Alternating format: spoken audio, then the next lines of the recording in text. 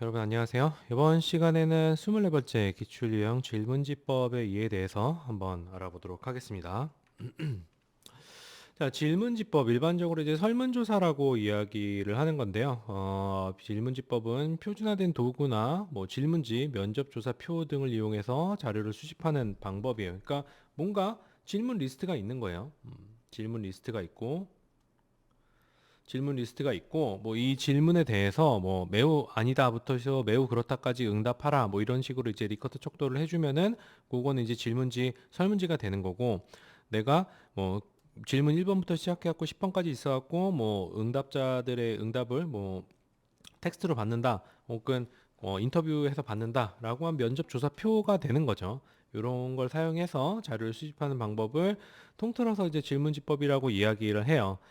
그다음 단순한 내용부터 수상적 개념의 조작적 정의를 사용한 내용으로 구성된 질문을 뭐 사용할 수 있다. 뭐 요 내용은 단순한 거, 그 어떤 치킨을 좋아하세요? 뭐 이런 것들부터 시작해갖고 뭐 예를 들어서 삶이란 무엇입니까? 뭐 이런 질문까지 그 할 수 있다는 거죠. 뭐 자, 그 다음에 연구자가 자료를 직접 수집하는 1차 자료 수집 방법이고, 물론 이제 2차 자료가 만들어지는 과정도 뭐 질문지나 면접 조사표 같은 것들을 사용해서 할 수가 있어요. 근데 일반적으로 우리가 연구를 할 때 이런 질문지법을 사용해서 그냥 다 질문지를 갖다가 사용하는 거죠. 뭐 인터뷰를 하든 아니면 설문조사를 하든. 자, 그리고 일반적으로 응답자가 서면 형태의 질문에 응답하는 형태로 진행이 되고, 표본 집단을 사용하는 서베이 조사가 대표적인 형태입니다. 질문지법을 사용하는 거. 그래서 응답자가 스스로 응답할 수 있도록 제작을 하고, 물론 이제 스스로 응답할 수 있도록 제작하는 것도 있고, 뭐 면접자가 이제 면접자나 아니면은 조사자가 적는 것도 있어요. 뭐 응답을 받아 적는 것도 있고, 뭐 그런 형태는 굉장히 다양하게 있긴 한데 어쨌든 뭔가 텍스트로 된 거다라고 이야기를 할 수가 있습니다. 자, 문항들이 이제 유기적으로 연결이 되어 있어야지만 그 어떤 조사의 내용을 갖다가 우리가 그 조사하고자 하는 내용을 잘 파악할 수가 있고요. 장점이라고 하면은 어쨌든 우리가 뭐 여러분들이 인터넷에서 받는 그 링크에서 설문하는 거 있잖아요. 뭐 그런 것도 전부 다 이제 설문조사, 질문지법에 해당하는 거예요. 그래서 거기서 이제 설문에 따라 다르긴 하겠지만 예전에는 막 그 호구 조사를 했거든요, 설문지에. 물론 이름이나 이런 것들은 안 쓰는데 뭐 성별, 연령, 나이, 뭐 그다음에 사는 곳, 소득 뭐 이런 것들을 그냥 되게 그 옛날 같은데 뭐 그렇게 오래되지도 않았어요. 그런 것들을 이제 수집했는데 요즘에는 안 그러는 편이죠. 저도 이제 수업할 때 학생들한테 뭐 굳이 목적에 필요하지 않으면은 불필요한 개인정보 같은 거 수집하지 말라고 이야기를 하거든요. 근데 딱 봐도 뭐 약간 좀 기분 나쁘잖아. 이거를 갖다가 뭘 하려고 그러는 거지? 라는 생각이 들고. 자, 아무튼 물론 이제 그게 어떤 연구 목적에 필요한 내용이라고 하면은 들어가는 게 맞긴 해요. 들어가는 게 맞긴 한데 그 외에 약간 관행적으로 사용하는 느낌이 조금 많고, 그다음에 뭐 이거를 갖다가 뭐 실제로 이제 뭐 조사 연구 결과라든지 이런 것들 사용하는 게 뭐 사용해가지고 뭐 오픈하면 상관없는데 뭐 그렇지도 않은데도 이제 뭐 조사를 하니까 약간 좀 찝찝한 거죠. 자, 질문과 익명성이 어떤 보장이 되고 여러 채널, 전화, 이메일, 온라인, 모바일 등을 통해서 쉽게 응답자한테 접근할 수 있는 장점이 있습니다. 마찬가지로 언어로 구성되어 있기 때문에 그다음에 그 명확하게 이제 글씨로 되어 있으니까 이제 이해하기 쉬운 거죠. 그다음에 시간과 비용을 절약할 수 있고, 표본이 클 경우에도 그냥 확 뿌려버리면 되니까 뭐 어떻게 보면은 적용이 굉장히 용이하다고 이야기를 할 수가 있습니다. 단점은 한 번 작성이 되면은 그 다음에 수정이 불가능해요. 그러니까 예를 들면 이런 경우가 있었어요. 예전에 이제 온라인으로 설문을 진행을 하는데 어 문항을 이렇게 막 써놓고 나서 이제 오픈을 했단 말이에요. 오픈을 했는데 나중에 보니까 문항이 몇 개가 잘못된 거야. 그러면 어떻게 해요? 뭐 그동안 이제 몇십 명이 응답을 했는데, 그럼 거기다가 설문지를 다시 또 질문을 바꾸게 되면은 어떻게 이전에 질문했던 것들은 싸그리 다 날아가 버리는 거고, 이제 새로 해야 되는 거죠. 그런 것들이 어떻게 보면은 추가적인 질문이 이제 불가능하다는 거고, 만약 새로 해야 되는 거예요. 그러니까 기존에 물론 이제 뭐 연락처나 뭐 이런 것들이 있으면은 다시 연락해가지고 실은 이런 추가 문항이 있는데 요거 대답해 주세요. 뭐 이렇게 이야기할 수 있긴 하겠지만 어쨌든 익명성이 보장된 형태로 이제 설문이 나가게 되면은 누가 응답했는지 알 수가 없어요. 그렇기 때문에 뭐 그런 것들 잘 고려해야 되고 질문을 이해 못할 경우 이를 보완할 수 있는 방법이 없어요. 그러니까 뭐 물어봤는데 무슨 말인지 잘 모르겠어. 근데 내가 이걸 응답을 해야 되는데 도대체 이걸 질문지를 나한테 준 사람은 무슨 생각으로 나한테 이거를 준 걸까? 라는 이제 생각을 하게 되는 거죠. 그러면은 에라 모르겠다라고 아무거나 대답을 하게 되면은 그 응답은 또 엄밀히 말하면은 약간 좀 나가리가 된 그 응답이 아닐까 뭐 그렇게 생각할 수도 있습니다. 자, 응답하지 않을 경우 표본의 편향 발생이 가능하고 예를 들면 이제 뭐 설문지를 뿌리거나 아니면 전화 조사를 하거나 아니면 온라인 조사를 하거나 했는데 그래갖고 랜덤으로 뿌렸단 말이에요. 보통 이제 조사회사에서 하는 방법이 여러 가지가 있는데 가지고 있는 패널한테 그 조사를 하는 방법이 있고 전화번호를 랜덤 제네레이션 시켜가지고 뭐 하는 방법도 있고 뭐 여러 가지가 있어요. 그런 것들이 근데 응답을 하는 사람과 응답을 안 하는 사람이 나뉜단 말이에요. 응답을 하는 사람과 안 하는 사람이 나뉘게 되면은 응답을 하는 사람은 어떤 사람들인 거예요? 이 사람들은 그냥 뭔가 요청이 왔으니까 뭔가 굉장히 허용적이고 다른 사람의 부탁을 잘 수락하는 사람들이겠죠. 근데 그렇지 않은 뭐 응답을 안 하는 사람들은 그러니까 뭐지?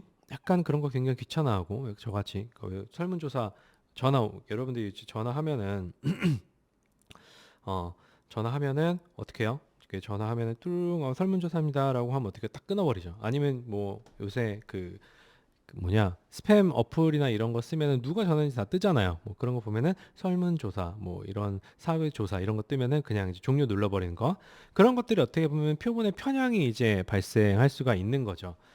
그래서 불성실한 응답이 많을 경우 조사의 타당성을 이제 위협을 하게 되는데 뭐 그러기 위해서는 뭐 여러 가지 장치들이 필요하긴 해요. 뭐 그거는 이제 여러분들이 실제 연구를 하거나 이제 하면서 차차 배워가기로 하고 자, 그다음에 비언어적 자료는 수집이 불가능하죠. 뭐 요거는 우리가 서면으로 하는 것 같은 경우에는 물론 이제 그 면접 조사표라든지 이런 사람이 직접 가서 하는 경우도 있긴 해요. 뭐 근데 그 경우에도 면접 조사표에 있는 내용을 기록을 하는 거지 실제로 뭔가 이 사람이 표정이 별로 좋지 않음 뭐 이런 걸 적진 않거든요. 그렇기 때문에 비언어적 자료가 수집이 이제 불가능하다는 거. 그런 걸 하려면 완전 풀 1대1 인터뷰를 해가지고 거기서 이제 뭐 녹음을 하고 뭐 여러 가지 반응들을 갖다가 기록하는 방법을 사용을 하겠죠. 자, 문제를 풀어봅시다. 설문조사에 관한 설명으로 옳지 않은 것은 일단 일반적으로 자기 기입식 설문조사는 면접 설문조사 비용이 적게 들고 시간이 덜 걸리죠. 그러니까 어떻게 우리가 뿌리기만 내가 연구자 입장에서는 어떻게 하면 돼요? 그냥 뿌리기만 하면 되니까. 그렇죠? 자기 기입식 설문조사는 익명성이 보장되기 때문에 면접 설문은 어때요? 1대1로 이렇게 그 얼굴 까고 하는 거니까 어떻게 보면은 뭔가 민감한 질문이나 이런 것들을 할 때 조심스러워지게 되죠. 저 사람이 나를 알면 어떡하지? 뭐 이러면서. 그래서 요거는 민감한 쟁점을 다루는데 유리하죠. 뭐 그럼에도 불구하고 사회적으로 바람직한 응답을 해요. 우리가. 자, 그리고 자기 개입 설문조사는 면접 설문조사 복잡한 쟁점을 다루는데 더 효과적이다. 요 설문조사는 정해진 틀의 질문만 할 수 있기 때문에 예를 들어서 연구자가 좀 더 물어보고 싶은 거라든지 아니면은 응답자가 내가 조금 더 이야기를 하고 싶은 것들이 반영이 안 돼요. 그렇기 때문에 복잡한 쟁점을 다루는 데는 효과적이지 않습니다. 그래서 3번이 답이고요. 면접 설문조사에서 면접원이 질문에 대한 외에도 중요한 면접에서는 면접원 질문에 대한 대답 외에도 중요한 관찰을 할 수가 있겠죠. 그러니까 자기 개입식 설문 같은 경우에는 그냥 던져놓고 기록만 하고 다른 거 아무것도 안 하는 거야. 아니면 설문지만 던져놓고 그냥 올 때까지 기다리고 뭐 이런 것들이기 때문에 어, 이런 어떤 비언어적인 자료라든지 이런 것들을 알 수가 없습니다. 자, 다음 문제. 질문지법에 관한 내용으로 옳지 않은 것은 1차 자료를 수집하는 방식에 해당하죠. 그쵸? 내가 직접적으로 하긴 하니까. 그 다음에 간결하고 명료한 문장을 사용을 해야지 이게 복잡하고 긴 문장을 사용하게 되면은 읽는 입장에서 예를 들어서 질문 하나가 거의 한 패러그래프 정도 된단 말이에요. 그러면은 여러분들 생각해봐요.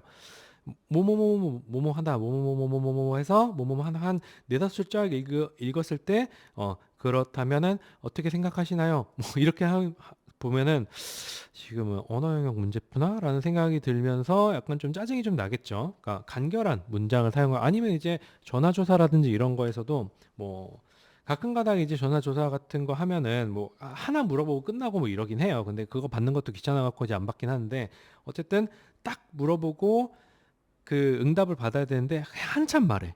한참 말하면은 뭐 어때요? 앞에 얘기한 거 까먹죠. 뭐 그렇기 때문에 질문지법을 사용할 때는 간단하고 명료한 문장을 사용해야 됩니다.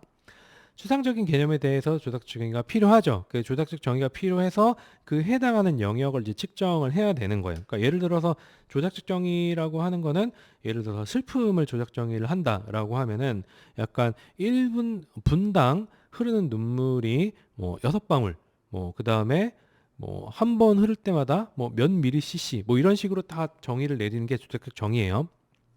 슬픔을 조작적 정의를 내린다라고 하면은 자 아무튼 그런 것들이 필요하죠.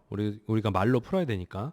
자, 응답자가 조사의 목적을 모르는 상태일 때 사용해야 결과 신뢰성이 높다라고 하는데 이거는 뭐 질문지법에 관한 내용이 아니라 뭐 그 뭐냐 약간 그 어떤 실험 연구라든지 조사 연구에서 응답자가 연구의 목적을 알게 되면은 그거에 그 어떤 의도에 맞게 반응을 하는 실험의 내적 모든 연구의 내적 타당성과 관련된 얘기니까